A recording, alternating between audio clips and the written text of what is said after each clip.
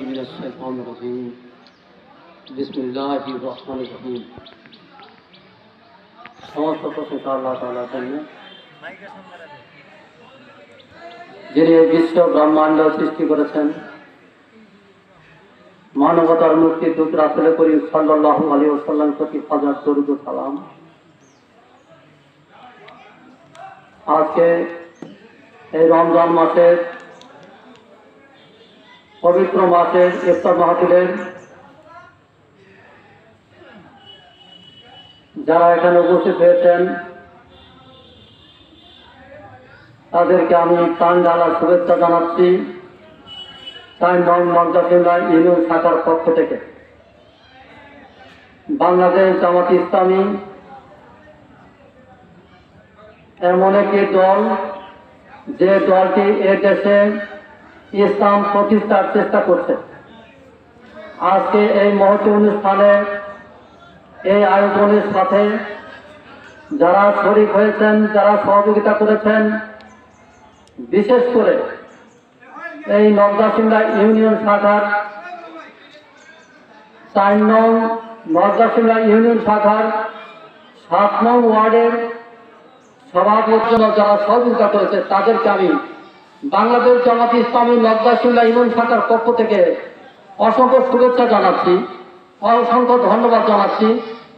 যদি এসব যুবকেরা আমাদের সাথে সহযোগিতা না করত তাহলে আমাদের এই কাজ এত সুস্থ সুন্দরভাবে আঞ্জাম দেওয়া আমাদের পক্ষে সম্ভব হতো না। এই জন্য আমি আবারও নগদাসিন্দা ইউনিয়ন শাখার পক্ষ থেকে এসব যুবকদেরকে আমি শুভেচ্ছা এবং ধন্যবাদ জানাচ্ছি। সাথে সাথে আল্লাহর কাছে আমি দোয়া করছি, আল্লাহ এসব যুবকদেরকে তুমি সেই কঠিন দিনে, কিয়ামতের কঠিন দিনে তুমি জান্নাত দান করো।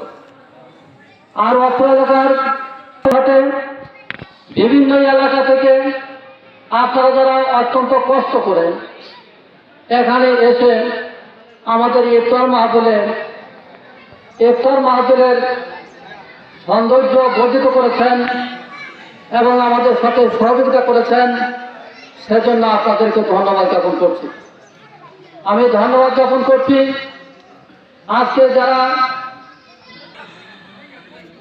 বিএনপি অর্থাৎ বাংলাদেশ জাতীয়তাবাদী দলের এই নগদাসিন্দা ইউনিয়ন শাখার সম্মানিত সেক্রেটারি মহোদয় উনি এসেছিলেন।